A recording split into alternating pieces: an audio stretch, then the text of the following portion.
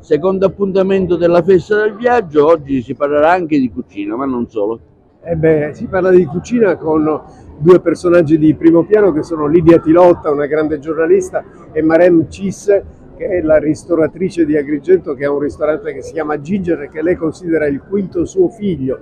Una storia bellissima, la storia di una donna che arriva dal Senegal e che costituisce un'occasione di riscatto anche costruendo un'impresa economica ad Agrigento. Ne parleremo mischiando tutti questi temi del viaggio anche al tema della fotografia con Cucci Scafidi, grande artista figlio d'arte perché è figlio di Nicola Scafidi, e poi anche uno storico esperto in usi e costumi e usanze, dice lui, di Sicilia, Gaetano Basile, caustico, narratore affabulatore. E poi tante altre cose, musica, parleremo di mobilità, anche perché noi insistiamo molto sulle piazze letterarie della capitale 2025, ma le piazze letterarie, Vigate, Regalpetra, Palma di Montechiaro, bisogna raggiungerle. Come? Ci interrogheremo su questo tema che deve consentire di costruire qualcosa che ad Agrigento resti anche dopo il 2025. Ma per parlare di cucina stasera, parleremo della cucina di una immigrata, una persona veramente eccezionale che ha costruito una sua cucina. Quanto è importante la cucina anche per il turismo enogastronomico? È l'espressione della cultura di una città, di un paese, è l'espressione del retroterra culturale di chi fa cucina, quindi è molto importante. La cucina tra l'altro mette in evidenza i prodotti del territorio, quindi immaginate un pochino quanto è importante per Agrigento una cucina dove si celebra l'olio, dove si celebra il grano, dove si celebra il buon pesce.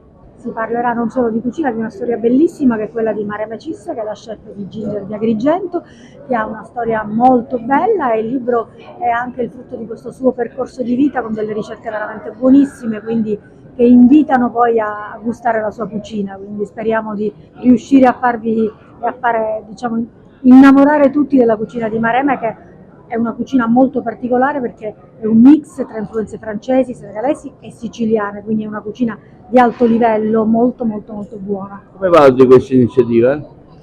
Questa ovviamente sempre bene, la strada degli scrittori, io insomma un po' di anni che vengo qui e che collaboro con loro, ed è sempre un bel momento perché il master, l'incontro con i ragazzi che abbiamo avuto oggi pomeriggio sulla parola sogno, quindi siamo stati insieme, abbiamo fatto tanto, e adesso qui questa serata, quindi è sempre molto bello essere qui. Oggi presentiamo il mio libro, Sogni di Ginger. Sono molto emozionato e ringrazio tutto, gli agrigentini e anche i miei collaboratori. Senti, parlaci un po' del libro, un minuto. Sì, un libro.